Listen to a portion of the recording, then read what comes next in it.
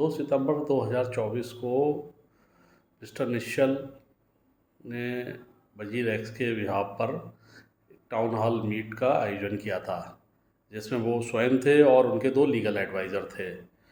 और ये एक प्री रिकॉर्डेड सेशन था, जो पहले से रिकॉर्ड किया गया था, उसे बाद में यूट्यूब पे डाला गया था, जिसमें उन्होंने कुछ बातें क्लियर करने की कोशिश की और उनका जो प्रपोज्ड रीस्ट्रक्चरिंग प्रोग्राम है उसे क्लियर करने की कोशिश की गई थी। उससे थोड़ी देर समय पहले लगभग 12 बजे, 1:30 बजे तो टाउन हॉल मीट का आयोजन था, उससे जस्ट पहले 12 बजे ऑनलाइन प्रेस कॉन्फ्रेंस भी की गई थी, जो कि एक क्लोज कॉन्फ्रेंस थी। उसमें यूजर्स को डायरेक्टली ऑनलाइन सवाल पूछने का वो नहीं था मौका।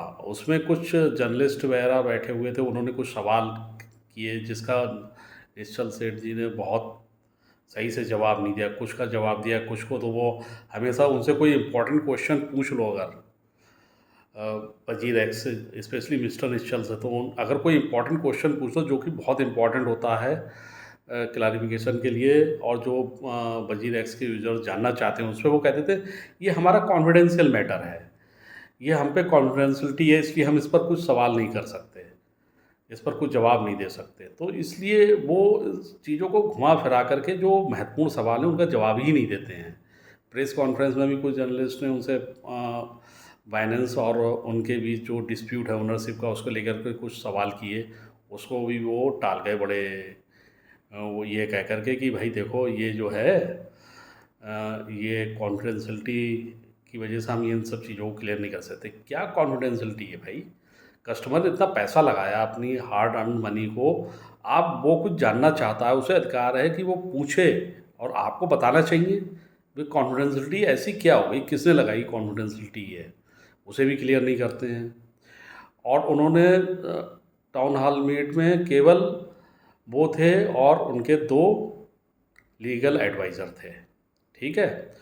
उन्होंने कुछ सवालों के जवाब दिए, लेकिन जो महत्वपूर्ण सवाल थे वो वैसे ही रह गए। लेकिन उसमें उन्होंने एक महत्वपूर्ण बात ये कही गई थी कि एट प्रेजेंट उन्हें नहीं लगता कि जो इतना आसान नहीं है, जो हमारा क्रिप्टो करेंसी 45% स्टोलन हुआ उस पर रिकवरी श्योर है। इस टाइप की कुछ चीज़ें उनसे पूछी गई और उनसे बहुत सारे सवाल पूछे गए थे जर्नलिस्ट के द्वारा।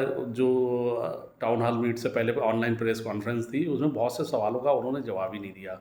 उनसे ओनरशिप के बारे में पूछा गया, बाइनेंस और जो उनके जटई पीटी लिमिटेड जो है उसके संबंध में सवाल पूछा गया, तो उस पर भी उन्होंने कुछ खुल करके जवाब नहीं दिया।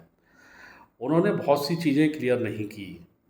अब उन्होंने ये इस मीट के द्वारा ये हम लोगों की एक्सेप्टेंस लेने की कोशिश करी कि भाई ये आपके बेनिफिट में है। अरे भाई क्या बेनिफिट में?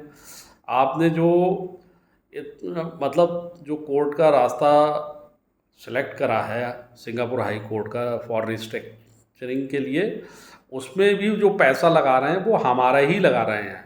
लगभग 100 करोड़ रुपए उन्होंने उसमें से भी रोक लिया, जो हमारा आईएनआर था, जो सुरक्षित था बैंकों के पास।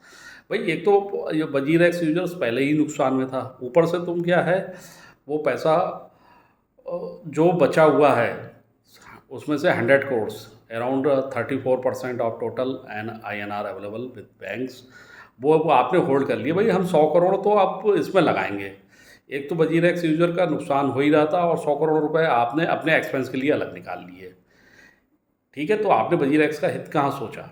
आपने जो है एक long drawn process of restructuring का जो है वो अडॉप्ट करने की कोशिश की, जिसमें वजीर एक्स यूजर को बहुत लंबा समय तक इंतज़ार करना पड़ेगा। उसके बाद भी उन्हें मतलब जो है मोर देन 55% या 6 to 3% और प्लस हो सकता है, इससे ज़्यादा क्रिप्टो करेंसी वापस मिलने की संभावना कम ही है, ठीक है। आपने एक लॉन्ग ड्रान प्रोसेस सोचा, तो ये वजीर एक्स के यूजर्स हैं, उनके इंटरेस्ट में कहाँ है?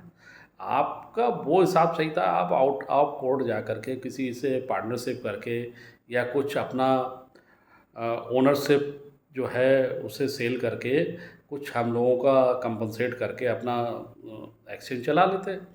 अब ये जो प्रोसेस इनने अपनाया है उसमें हमारा ही पैसा लेकर के खर्च कर रहे हैं 100 करोड़ रुपए। आप देखिए इन्होंने जो रास्ता इख्तियार करा है उसमें 100 करोड़ रुपीज़ तो हमारे ही रोक रखे इनने कि इससे हम जो हैं रिस्ट्रक्चरिंग के खर्चे करेंगे, तो उनकी संभावना मिलने की कम हो गई पहली बात। आउटसाइड जो कोर्ट है वो ने कहा था कि हम किसी से पार्टनरशिप करके उसे जो है निपटाने की कोशिश करेंगे। वो भी इनका जो है दांव सही पड़ता हुआ दिखाई नहीं दे रहा है, क्योंकि ये इनका जो है बाइनेंस के साथ ओनरशिप डिस्प्यूट है।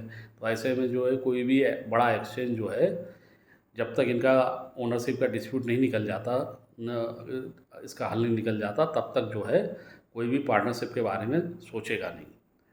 ठीक है। और बाहर से आकर के यहाँ पर इनके एक्सचेंज को के लॉस को कौन बियर करेगा, ये भी एक सवाल है। अच्छा, इनसे ये सारी चीज़ें हम ही से करवाना हमारे ही फंड से करना चाह रहे हैं। अब इनके पास 6-7 साल तक वजीर एक्स का जो प्रॉफिट था वो इन लोगों ने खूब शेयर करा, बहुत सारा प्रॉफिट था। तब तो इन्होंने कुछ भी कंटिजेंसी के लिए रिजर्व नहीं रखा उस समय, है ना। आप कह रहे हैं कि ये सारे खर्च, हमारे पास इतना पैसा भी नहीं है। भाई 6 साल में वजीर एक्सचेंज जो है इंडिया का नंबर 1 एक्सचेंज था, उसमें इतनी सारी प्रोग्रेस से इनकी इनकम हुई, वो पैसा कहाँ गया? उस पैसे का इस्तेमाल करना चाहिए था इन्हें, हमें कंपनसेट करने के लिए। या कोई भी लीगल एक्सपेंस है तो लीगल एक्सपेंस भी हमारे पैसे से ही करेंगे। मतलब इनके पास कुछ है ही नहीं, ये तो ये शो करने की कोशिश कर रहे हैं।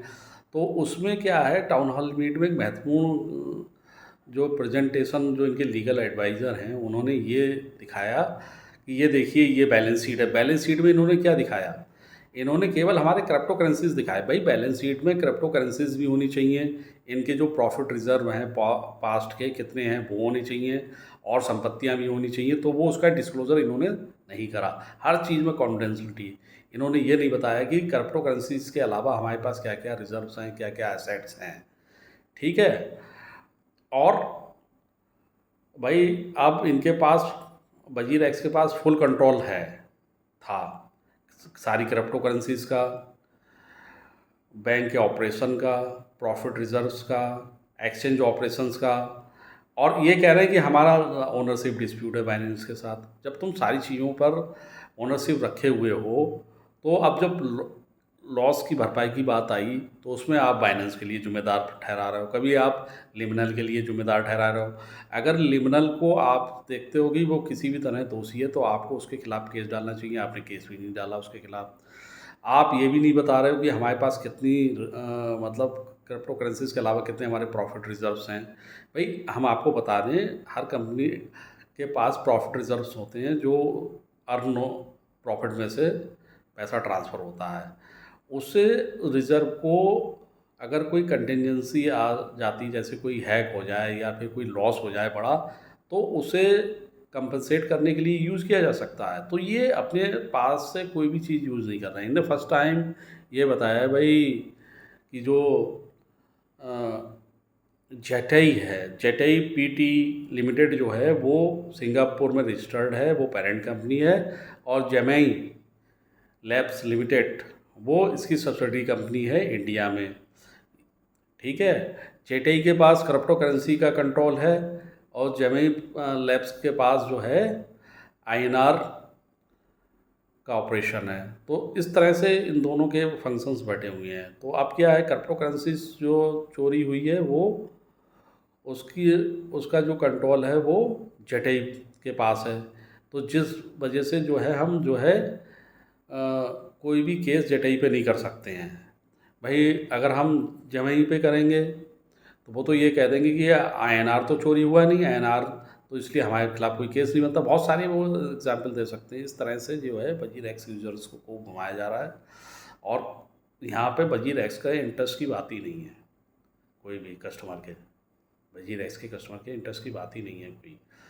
अब इन्होंने क्या काम करा, सारी चीज़ें मनमाने ढंग से कर रहे हैं। इन्होंने जो 45 डेज़ या 50 डेज़ जो लिए हैं, तरह तरह के ऑप्शन दे के 55, 45, और हम अभी कर रहे हैं, हम पार्टनरशिप, ये कुछ नहीं कर रहे थे। इस बीच उन्होंने क्या काम करा, इन्होंने तैयारी करी कि हम अपने को लीगली कैसे प्रोटेक्ट करें। और जो है और जिसमें हमारा पैसा भी खर्च ना हो, हमारी कंपनी का सारा कस्टमर का पैसा यूज़ करें और कोई ऐसी स्कीम ले आएँ जिससे हमारी लायबिलिटीज़ कम हो सके। तो इन्होंने 45 और 50 डेज़ का समय केवल अपनी जो है लीगल प्रिपरेशन करने के लिए किया। इन्होंने कोई भी ऐसा प्रयास नहीं किया जिससे जो है हम लोगों की करेंसी या क्रिप्टो करेंसी या इसका कोई सॉल्यूशन निकाला जाए। इन्होंने केवल अपने प्रोडक्ट करने के लिए ही इतना समय लिया।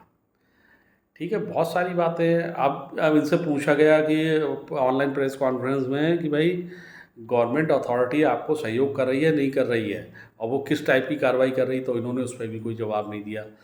तो उस पर भी ये कह दिया कि हमारी बातचीत तो हुई है लेकिन ये अभी कॉन्फिडेंशियल है।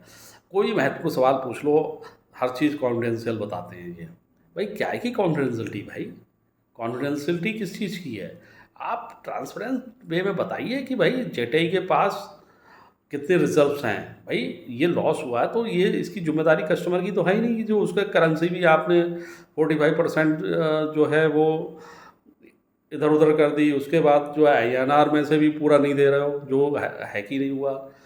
अब ये सब चीज़ें कोई क्लियर ही नहीं कर रहे हैं, घुमा फिरा के जवाब दे रहे हैं। बड़ा संदेहात्मक तरीके से सारी चीज़ें हो रही हैं अपने मनमाफिक तरीके से। ये बहुत पैनिक सिचुएशन है वजीर एक्स यूजर्स के।